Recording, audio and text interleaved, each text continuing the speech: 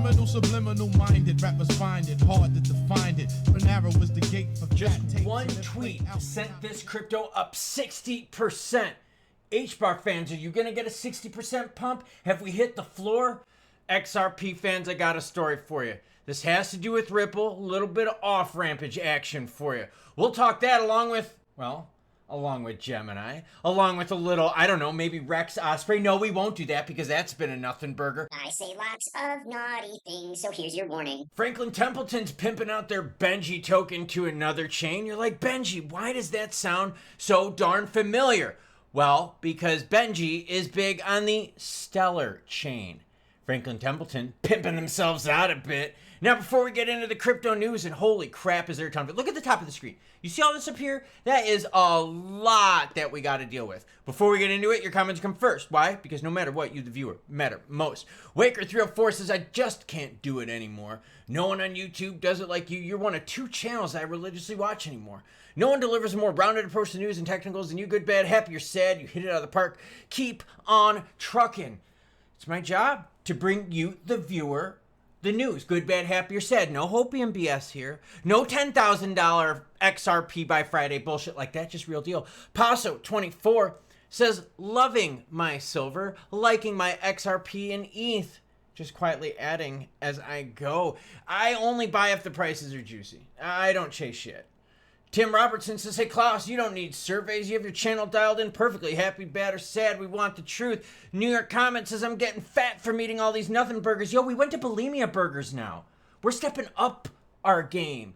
Yeah, I just wanted to ask everyone quickly, do you like the heat map in the beginning? Do you like the altcoin season index? Neither. The majority of you want both the heat map and the altcoin season index. You want your voice heard? Vote. It's linked down below. Bitcoin, 113,592. ETH is 4170, while XRP is at 296, up 4.33%. That's really, really important to see. BNB holding sideways right around that $1,000 mark, 1,018 currently as we speak. SWE has not been in the news as of late. They're banging it in at what, everyone?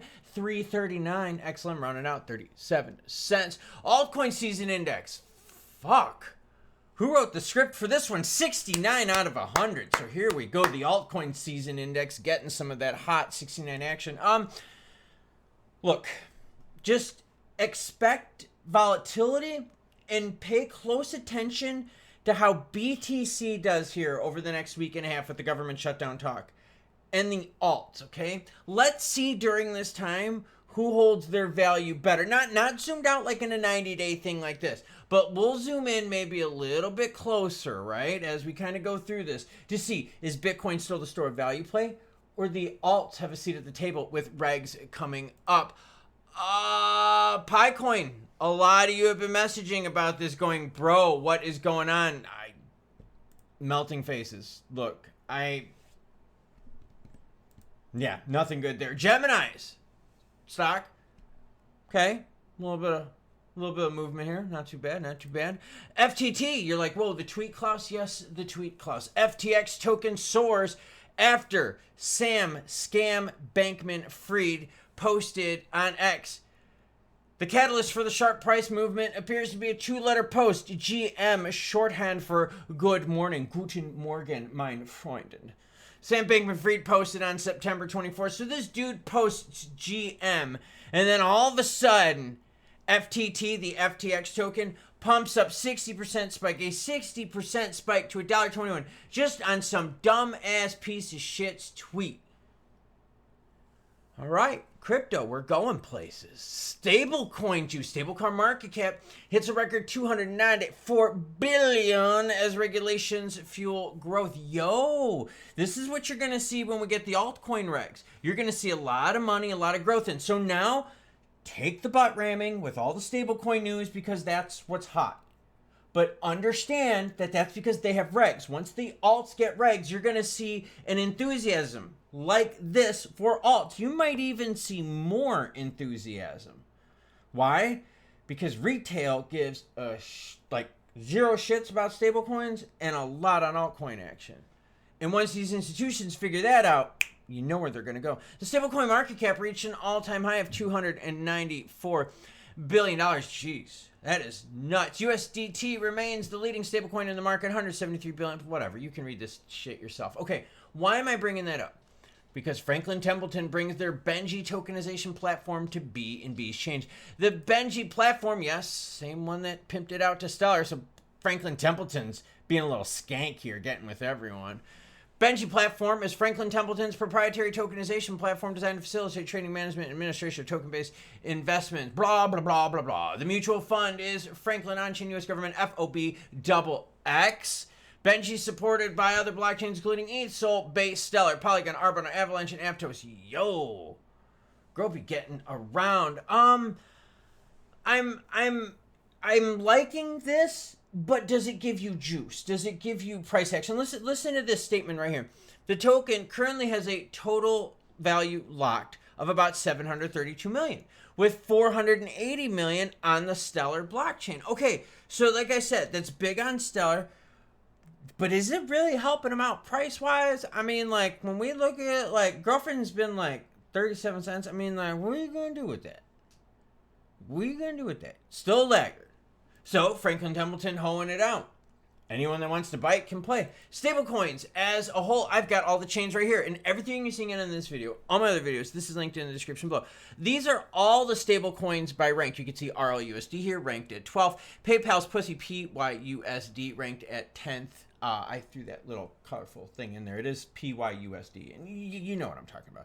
I've got them all listed, okay? Anyways, check this out. You can kind of scroll through here and see some of them that are going to, like, look, the Euro C, right? Tells you what chains they're found mostly on. Pretty cool shit. Go a step further. What chains have the most stablecoins run on? ETH, Tron, and Solana. BSC, Binance Smart Chain. Billions and billions and billions and billions of dollars on that. Outside of the billion-dollar crew, you have Stellar, which is right now sitting at 19th with 225 million, so $250 million, close to it, right? XRPL is in 24th with 179 million. Okay, biggest one there being RLUSD. Stellar Chain, the biggest one right there, is 96% of its action is USDC. So do stablecoins equate to price? No, not really. They make certain people behind the stuff a lot of money. We've seen that.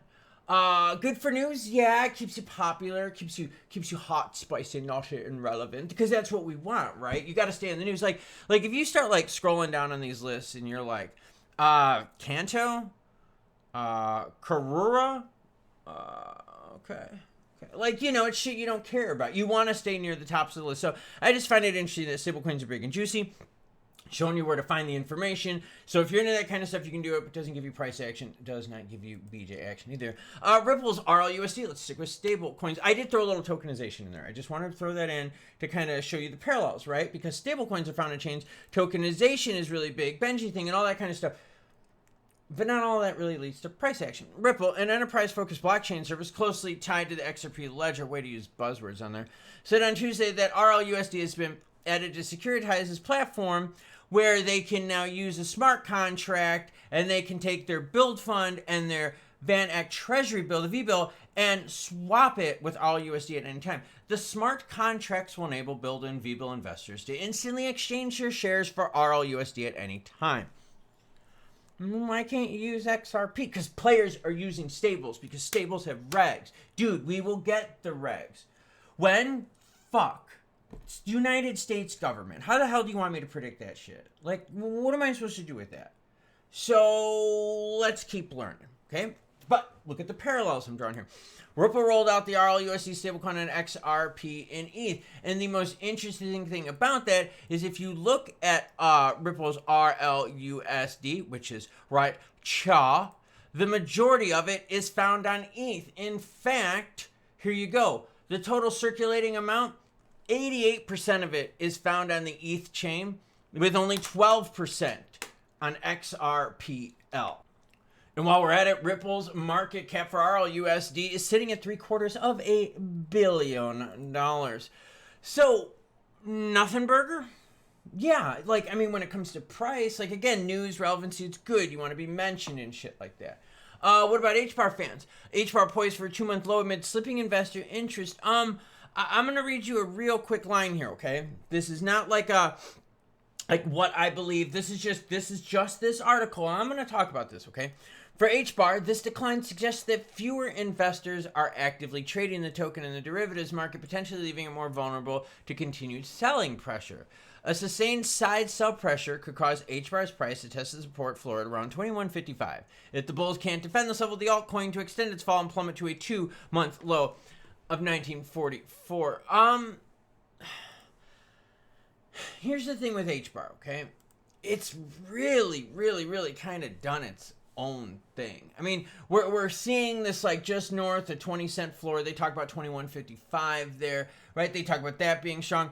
But like it's really doing, like its chart looks fairly different from all the others. Yeah, it had the same pumps here in the early action, but HBAR's big play wasn't like the early election action. It actually came a few weeks later. So the direction of HBAR goes the direction of what everyone rags in that one big ETF.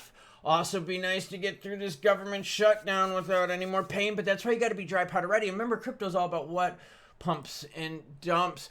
Right now, fear and greed at 39, so the market's getting a little bit in the fearful section. We're going to ignore the altcoin session swing as I just refreshed it. XRP up 4.15% last 24 hours.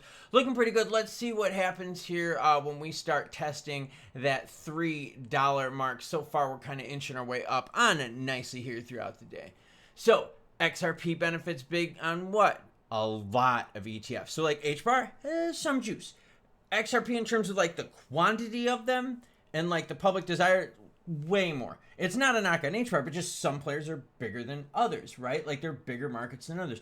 The Yankees are always going to have a bigger market than the Miami Marlins. Seriously, if you're a baseball fan, you know exactly what the hell I'm talking about right now. So, XRP fans, what do I like about this? I like about this that the floor was developed early with XRP.